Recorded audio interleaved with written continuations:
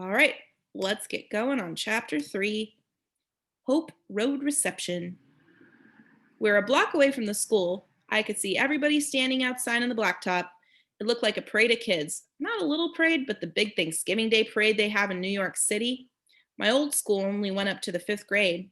Hope Road Academy started at kindergarten and went all the way to the 8th grade. That means a lot more kids.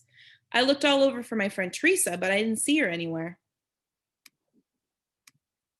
I started to get really extra crazy nervous then. I didn't know anyone except for my brothers.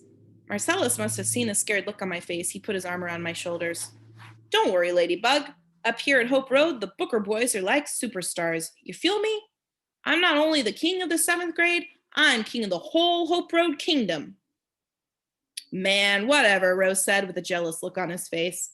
Marcellus explained how their popularity would help me ease into such a big crowd of kids. As soon as everybody sees you walking with us and you tell everybody what your last name is, you're in, baby. Yeah, Rube, being a booker at this school is definitely a good thing, Tyner added. Rode jumped in. What Noodles is trying to say is everybody who is somebody knows who we are. I'll tell you right now, I'm the man up here, Ruby. He calls Ty by his nickname, Noodles. All my brothers have nicknames. Ty is Ty Noodles, or Noodles for short, because he uses his brain a lot. All the kids on our block call Roosevelt Roe, or Roe Rowdy, because he's a prankster and a troublemaker. And Marcellus, we just call him Big Time. He thinks the sun shines on him all day long. He's good at playing a lot of instruments and sports, and he gets good grades. Big Time can get a big head. That's because all the stuff he's good at really goes into his head, really goes to his head. Even with my brothers there to back me up, the excitement that I had at home with my new school was gone. When we got to the school grounds, it was like a siren had gone off. Right away, a bunch of kids started running up to my brothers. Kids were surrounding us from all sides. I didn't see the microphones or cameras, but it felt like my brothers were being interviewed for TV. The questions came faster than baseball pitches. Ty Noodles, would you sit next to me in class? Roe Rowdy, what kind of pranks do you have planned this school year? Marcellus, do you have a girlfriend? The questions kept coming, and the circle of kids around my brothers was kept getting bigger. Before I knew it, I'd been pushed back, away from my brothers. I couldn't even see Noodles, Roe, and Marcellus anymore. I really felt alone then.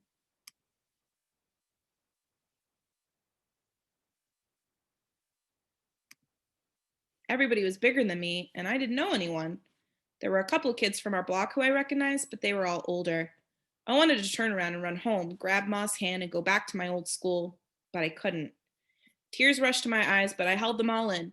One tear got free and rolled down my face, but I wiped it away quickly. As lonely as I was, I still didn't give up hope that my first day could turn out to be good. Ty had found a way to sneak out of the crowd of Booker fans, and he spotted me. Are you okay, Rube? Sorry we lost you, he said. I guess I'm okay, I said with my head down. Suddenly, a loud bell went off for everybody to go inside. As kids passed us, Roe and Marcellus followed their friends. Ty stood by my side. Hey, I'll walk you to your classroom. How's that? Ty asked. That sounds nice, Ty, I smiled. There were list posts on the wall next to the office telling kids what classrooms they would be in and who our teachers would be. I looked for two names, mine and Teresa's. Ty saw my name right away. You're in Pluto 3, and your teacher's name is Miss Fuqua, he said. Do you see Teresa Petticoat's name on my class list? I asked. Ty shook his head. Nope. I bit my bottom lip. But don't worry, Ruby.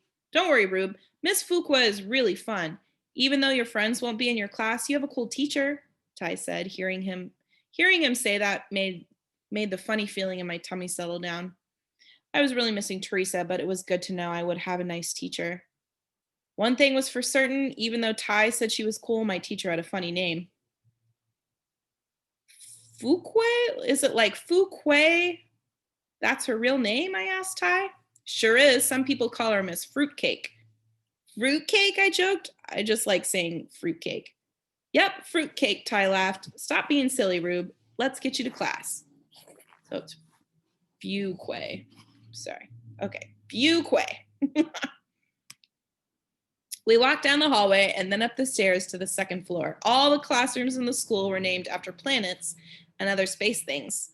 I liked the name Pluto 3. I hoped I would like the kids in my class as much as I like the name of my classroom. We stood in front of my classroom door and I held Ty's hand tight. I didn't want him to leave me. Go on in and add some Ruby Booker flavor to that class, Ty said. I'm sure they're waiting on you, especially Miss Fruitcake. I laughed a little, let go of Ty's hand, and watched him run down the hallway to his own classroom. I slowly turned the doorknob and landed quietly on Pluto 3. And that's where we'll pause. And I'll see you tomorrow.